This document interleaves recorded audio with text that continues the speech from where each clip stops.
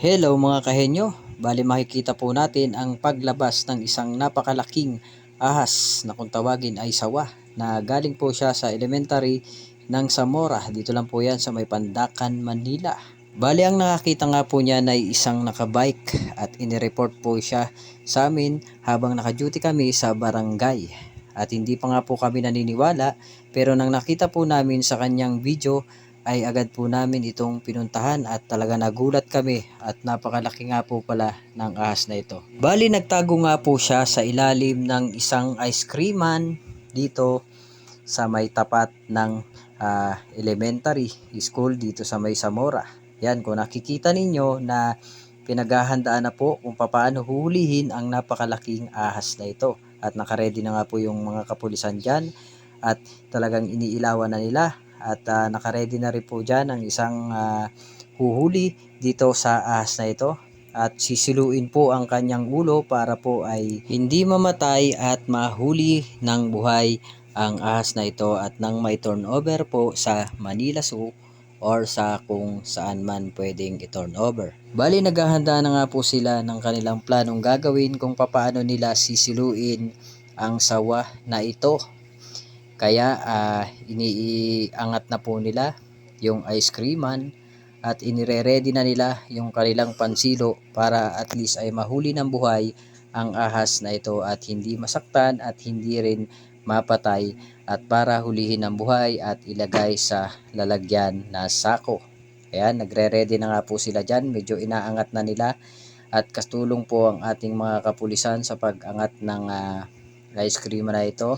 Pero sa hindi inaasahang ito ay bigla pong umangat ang ahas at nagpakita ang ulo at agad-agad naman po itong sinilo ng ating sekretary ng barangay na walang halong pag-aalinlangan at sinilo niya ito at ayan, nagkagulo na at kinuha ko na nga yung sako at iaabot ko sana pero nang biglang binatak na nga po ito at ayan, utay-utay na po siyang nilalabas at ayan, tumimbag sa atin ang napakalaki talaga na sawa na nakikita ninyo sa ating video. Alaga yan, oh. Malit yung sako, dapat malaki. Alam yung sako malaki. Alaga nga. Malit yung sako. O, balang mamatay, oh. Baka masakal, eh. Kung mapapansin nga po natin ay hindi lang po siya basta malaki.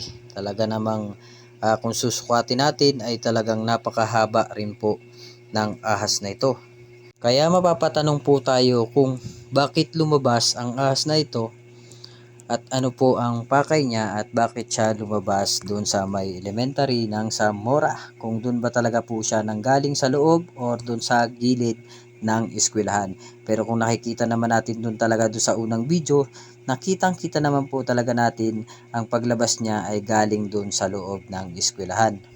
Pero at least ay lumabas na siya ngayon kaysa naman lumabas siya ng mas maraming mga bata ay maaaring matakot ang mga bata at maaaring magkaroon ng trauma kapag nakita ang ganito kalaking ahas.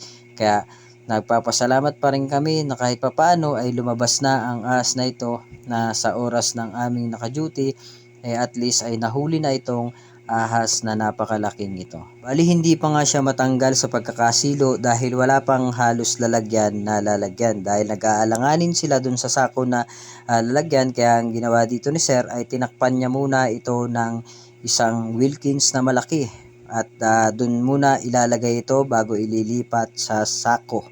Pero nang ilalagay ito ay parang nag-alanganin kasi ay medyo malaki nga. Pero pilit itong itinataas nila dahil napakabigat kaya pinagtulungan na itong iangat at ilalagay na ito doon sa Wilkins bago ilipat doon sa sako.